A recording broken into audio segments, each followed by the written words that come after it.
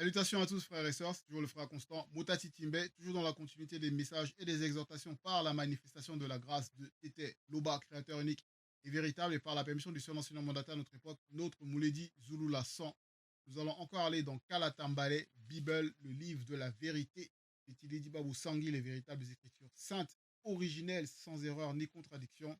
Donc la véritable histoire de l'homme noir, la véritable histoire de l'humanité, disponible dans les éditions zululassan.com. Nous allons aller dans le livre d'un des apôtres du véritable Christ.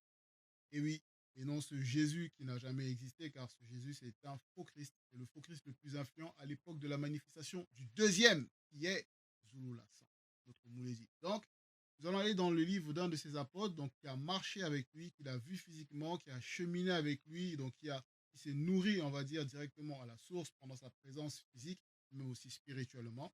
Car Dieu qui savait, c'est l'être suprême, l'être supérieur qui se manifeste, donc qui s'est manifesté à son époque, donc l'être suprême dans le visible. Et à notre époque, nous avons le deuxième, donc l'être suprême manifesté à notre époque également, qui est Kulumane Kombo Mundjedi, notre Mouledi.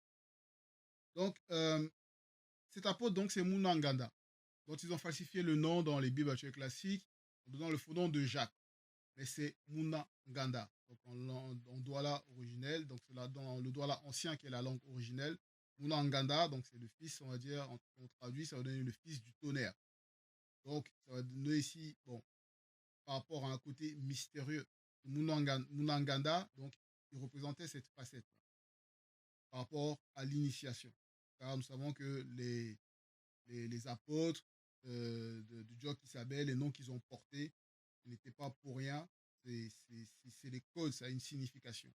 Car tout est, selon la vérité, tout est spirituel avant tout. Donc, et le nom est très important. Car le nom que on va porter, c'est l'esprit. Donc, selon la vérité. Munangada, nous allons aller au chapitre 2. Nous allons lire du verset, en fait, c'est toute cette partie. Donc, du verset 1 au verset 10. Et le titre du chapitre 2, c'est Ne pas agir avec partialité. Et pour ne pas agir avec partialité, premièrement, donc, il y a un prérequis. Et ce prérequis-là, déjà, c'est dans le titre du livre de Munangada. Forcément, nous savons que c'est de marcher selon la vérité, premièrement, selon les lois et les recommandations du verbe de Loba, pour pouvoir être capable de ne pas agir avec partialité. Et pour ça, il faut déjà pouvoir pénétrer une conscience. Et c'est en cela où Munangada, ici, il fait, au niveau du titre de son livre, qui est Appel à la conscience connue. Donc, nous appelle à entrer dans cette conscience qui est connue, c'est-à-dire cette conscience qui est agréée par le verbe de Loba, cette conscience qui est selon la vérité, cette conscience qui mène à la vie sans fin. Donc, ne pas agir avec partialité. Au verset 1, il nous dit, mes frères et sœurs, virgule. Donc déjà, il s'adresse ici à ses frères et sœurs, donc ceux qui marchent selon la vérité, ceux qui ont reçu la grâce, que ce soit les non-initiés graciés, comme nous à notre époque. Ce message aussi s'adresse à nous. Mes frères et sœurs, virgule, que votre foi en l'Oba soit libre de toute discrimination selon le verbe. Point. Donc ici, il s'adresse donc à la communauté, donc à Ebassi, aux membres d'Ebassi. Et il nous appelle à prendre conscience que davantage que notre foi, nous devons veiller à ce que notre foi n'ait aucune manifestation discriminatrice, c'est-à-dire donc de discrimination. Quand nous allons nous mouvoir, quand nous allons agir, quand nous allons œuvrer.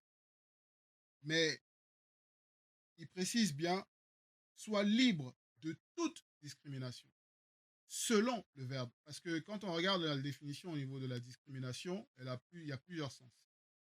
La discrimination, là je vais lire selon les définitions que même ils donnent dans les dictionnaires. Ils disent dans le sens littéraire, la discrimination, c'est action de discerner, virgule, de distinguer les choses les unes des autres avec précision. Donc c'est rentrer dans la précision, ici, quand on parle de discrimination. Maintenant, Donc ici, ça va symboliser dans un sens de distinction. Maintenant, il y a un autre sens, donc c'est fait de séparer un groupe, ils vont dire d'humains, mais nous savons qu'il y a les hommes et il y a les humains. C'est-à-dire les hommes, c'est les noirs, et les humains, c'est les non-noirs. Donc, les uns des autres, en le traitant plus mal, ils vont parler d'une loi qui s'applique par rapport à la discrimination. En prenant l'exemple sur la discrimination raciale, l'exemple de ce qui s'est passé, que ce soit en Afrique du Sud, même ou aux États-Unis, que ce soit la ségrégation ou la, voilà, même, que ce soit même l'apartheid, on peut en parler aussi. Et ils vont parler, à contrario par rapport à ça, de discrimination positive pour essayer de rééquilibrer, voilà, en favorisant par des quotas, voilà, tout ce qu'ils vont dire. C'est pour ça que ici, Mnangagwa, il précise, soit libre de toute discrimination selon le verbe. Donc, il faut tout analyser et, et retenir ce qui est bon selon le verbe, donc selon la vérité. Car c'est l'enseignement qu'on reçoit du Mouledi, donc Zulu Lassan, qui nous éclaire pour qu'on puisse marcher complètement selon la vérité. Au verset 2, il poursuit, il nous dit, donc prenons un exemple. Donc, il va prendre un exemple, 2 points. Un homme vient là où vous êtes réunis. Point. Donc là où on va être réunis, donc il y aura là où deux ou trois sont réunis selon le verbe. Donc le verbe est parmi eux. Donc, ça veut dire que la loi se manifeste parmi eux. Donc ce qui euh, est le lien donc par rapport à cette réunion des membres des Bassi, de ceux qui marchent dans la vérité. Donc c'est la loi spirituelle. Donc un homme vient là où vous êtes réunis. Point. Il porte une bague en or et des habits très beaux. Un pauvre vient à la même réunion, virgule. Il est mal habillé. Point. Donc là, ici, on voit qu'il y a l'homme euh, euh, qui vient avec, que ce soit des habits somptueux, bien habillés, avec des bijoux, des ornements, de l'or, donc des signes qui montrent sa richesse. Voilà, qu'il a de la richesse. Et un autre qui va venir d'une manière mal habillée, c'est-à-dire, bon, par exemple, mal habillé, donc c'est pas coordonné, les habits peuvent être fatigués, c'est pas bien les couleurs. On voit lui, comme j'ai dit, l'habit fatigué, ça peut être sale. Bon, il n'est pas. Quand on arrive, on voit directement, on voit que bon, là, il y a des signes par rapport à l'habillement qui peuvent montrer qu'il peut y avoir la pauvreté ou les difficultés à s'habiller ou la notion de s'habiller, voilà, où d'autres vont parler du style, où il n'a pas un style qui soit soigné, on va dire ça un peu, on va dire ça comme ça. Donc on voit déjà qu'il y a ces deux catégories-là dans l'exemple que Mnangagwa y prend. Verset 3, il dit, vous montrez plus de respect à l'homme qui porte les beaux habits et vous lui dites, 2 points, assieds-toi, non, toi, virgule, assieds-toi ici, virgule, à cette bonne place. Donc là, aux riches, donc, on voit que si, par rapport à son accoutrement, comment il est habillé, les signes qui peuvent renvoyer par rapport à l'apparence de la richesse ou de la bienséance ou de la bonté ou quelqu'un qui pourrait être bien, on va dire, ou que ce soit même spirituellement ou moralement ou mentalement. Donc là, tout de suite, ça va être, oh oui, montrer plus de respect, l'accueillir avec plus chaleureusement, l'installer confortablement, à une place plus distinguée.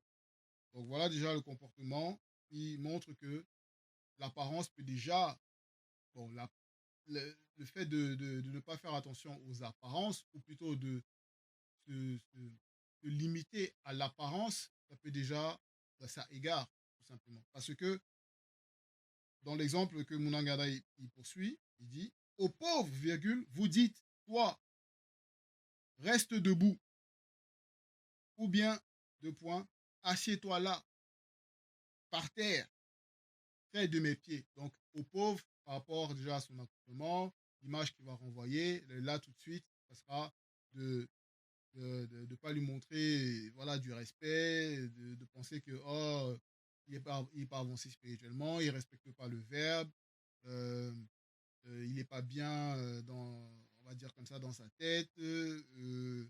Donc, le, toi, reste debout. Donc, déjà, c'est le mépris, ou même jusqu'à le faire en sorte de le rabaisser par rapport à ce qui est dit ici, par terre, près de mes pieds. Donc, déjà, l'écraser, le rabaisser, tout ça parce que son apparence déjà plaît pas à vos yeux, à la conscience des yeux, par rapport à ce que vous avez vu. Donc là, on voit déjà que voilà, c'est pas bon. C'est de la discrimination dans le sens où on a vu, euh, qui n'est pas selon la vérité. Munangada, il poursuit, il dit, ne faites-vous pas en vous-même une discrimination, virgule, et n'êtes-vous pas des juges au raisonnement mauvais? En effet, ça veut dire que déjà là, par rapport à ce qui va avoir, avant que déjà le comportement discriminatoire se manifeste, ben, à l'intérieur déjà, il y a déjà le fond déjà qui est pas, ça veut dire que c'est pas déjà solidement ancré euh, dans le fondement qui est la vérité par rapport à la loi dont on va voir par la suite. Pour cela, il dit, et n'êtes-vous pas des juges au raisonnement mauvais? Donc, en effet, le raisonnement, déjà, il est touché. C'est un raisonnement qui n'est pas déjà selon la justice. Donc, un raisonnement qui n'est pas droit. C'est un raisonnement déjà euh, qui est partiel. C'est-à-dire, quand je dis partiel, c'est un raisonnement c'est du deux poids, deux mesures. Bon, un poids, deux mesures. Et dans ce cas-là, les personnes vont essayer de se donner des raisons, essayer de se donner des justifications par rapport à leurs actes. Et ils vont se mettre là en tant que juge pour pouvoir juger l'autre directement par rapport à son apparence, par rapport à l'image qu'il dégage, sans toutefois connaître la personne. Parce que c'est celui qui peut avoir un accoutrement, c'est-à-dire un habillement somptueux avec des bijoux, montrer qu'il a la richesse, mais qui c'est qui vous dit que celui-là, il respecte réellement les lois du verbe de Loba, c'est-à-dire intérieurement, ou s'il est réellement venu là pour la sanctification, ou il est venu là pour montrer sa richesse, ou étaler sa beauté, pour essayer de montrer que voilà, il a réussi, ou voilà.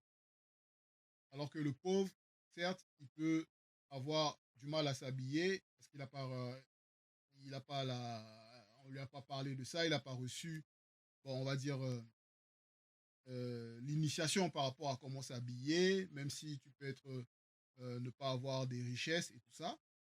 Et lui, il veut réellement apprendre à se sanctifier, il veut réellement marcher selon le verbe.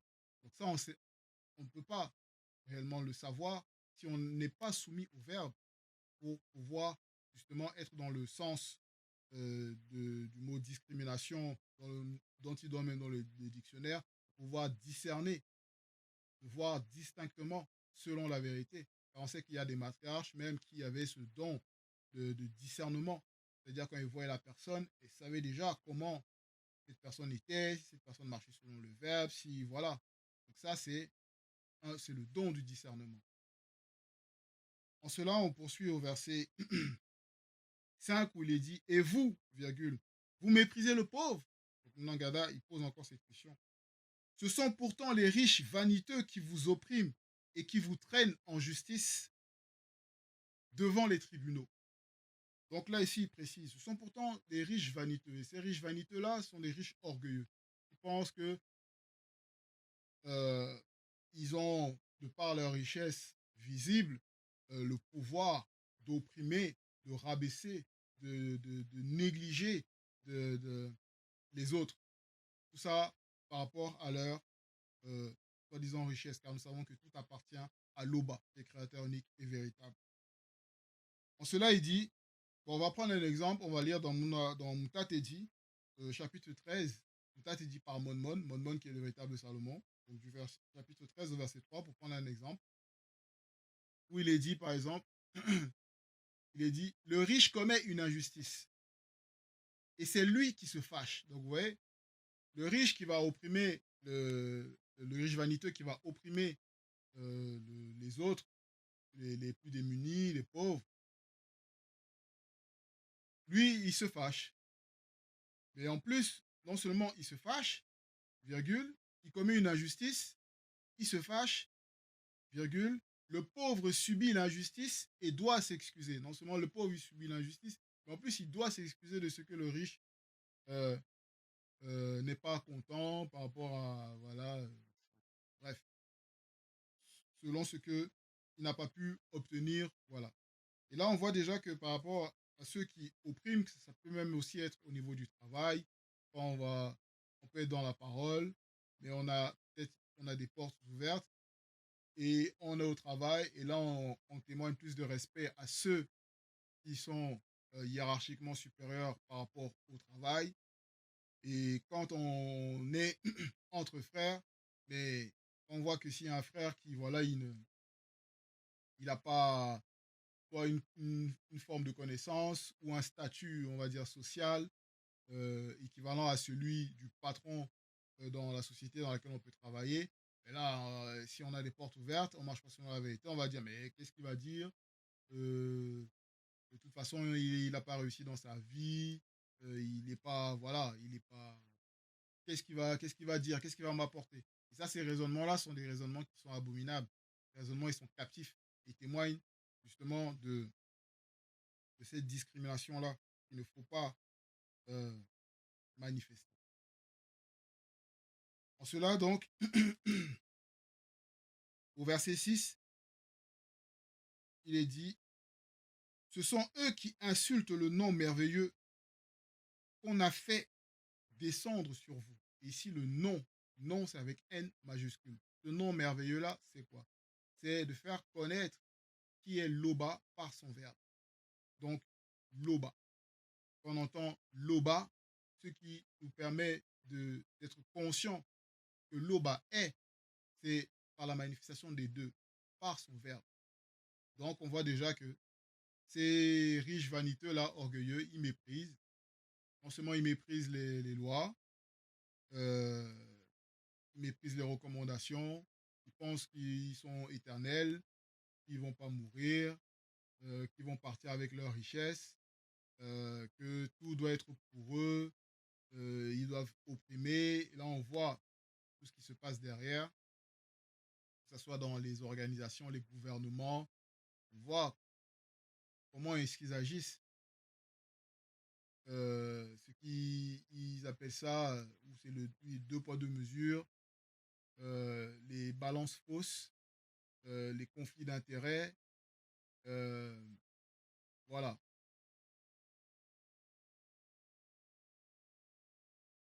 Donc, ils insultent le nom merveilleux qu'on a fait descendre sur vous. Donc, c'est ici Munangada, il parle parce que c'était donc des apôtres, chefs là, initiaient donc la population, le peuple à leur époque, ils donnaient l'initiation, ils transmettaient le message, la bonne nouvelle qu'ils ont reçue de Dieu qui savait, qui est le véritable Christ.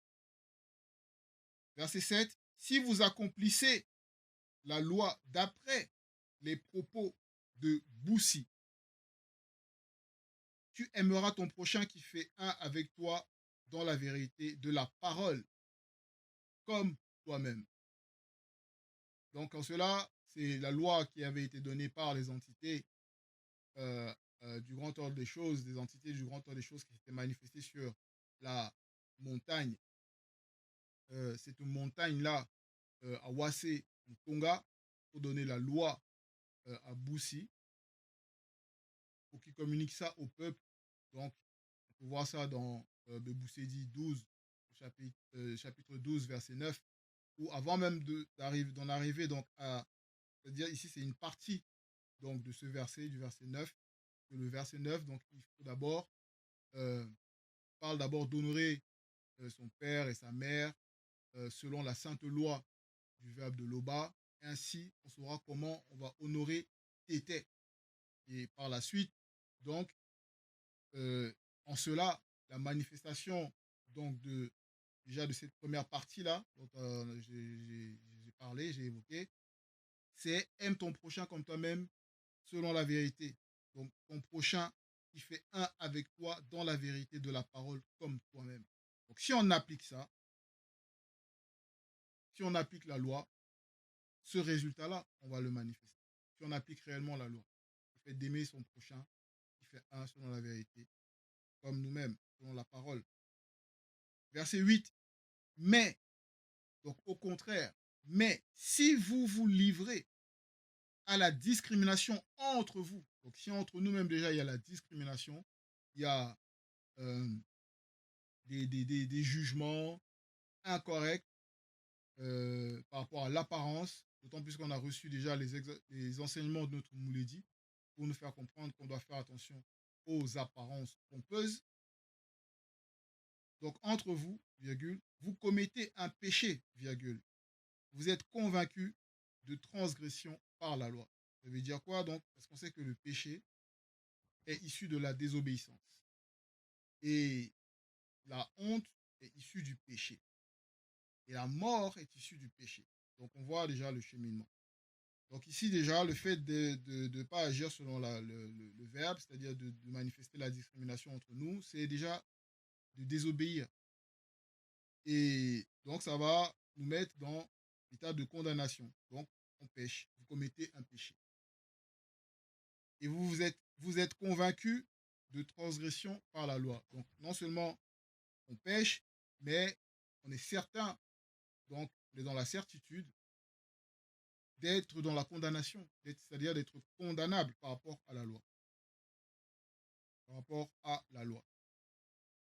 Verset 9, en effet, virgule, celui qui désobéit à un seul commandement de la loi, même s'il obéit à tous les autres, virgule, il se rend coupable à l'égard de toute la loi.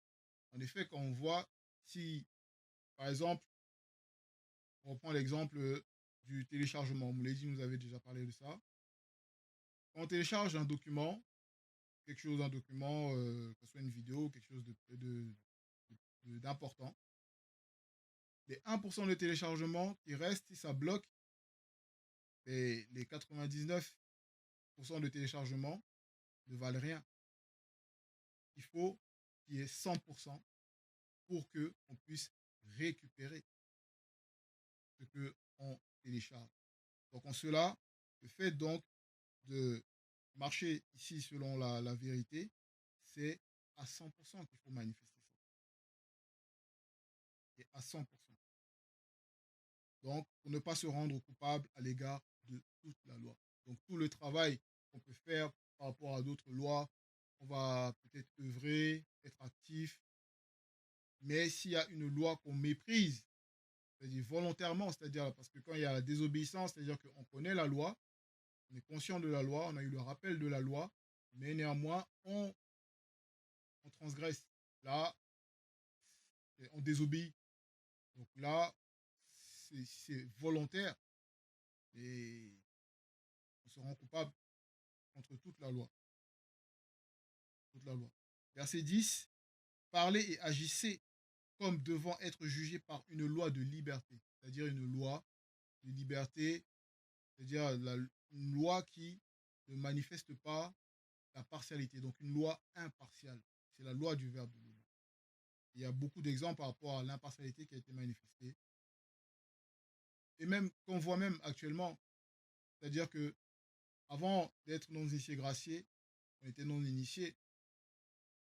Il y a les initiés, les non-initiés graciés, les non-initiés, donc les noirs, il y a les blancs et les sans mêlés. Et quand le jour se manifeste, la nuit se manifeste, l'oxygène est là, le soleil manifeste ses rayons, et néanmoins, c'est tout le monde qui en bénéficie.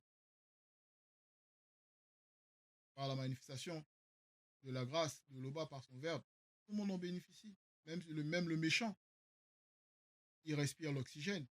Sauf qu'il va passer par le jugement parce qu'il y a la loi, et c'est la justice. Par rapport à ses actes, par rapport à ses œuvres. Car on nous recommande de marcher selon la vérité. Donc, parlez et agissez comme devant être jugés par une loi de liberté. Donc, le fait de parler ici, ça va symboliser, on peut dire la foi. Et le fait d'agir, ça va symboliser les œuvres. Comme devant être jugés par par une loi de liberté, virgule, car le jugement est sans miséricorde pour qui n'a pas fait miséricorde. Donc, c'est ça. Et la miséricorde, c'est pas selon c'est ceux qui se disent faire la miséricorde, mais derrière, ils ont des intentions cachées. Ils font ça par intérêt, conflit d'intérêt, voilà, pour essayer de s'arranger des grâces, ou vont dire des bonnes grâces par rapport à ceux, euh, ceux qui veulent obtenir. Voilà. Donc, et dernière partie du verset 10, la miséricorde triomphe du jugement. La miséricorde triomphe du jugement.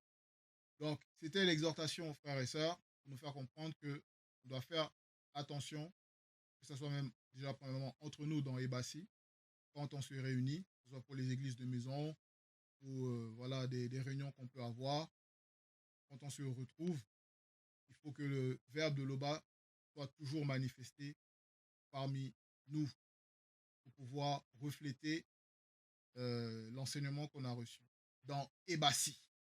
Donc, c'était l'Oba, créateur unique et véritable, est toujours glorifié. Ainsi soit.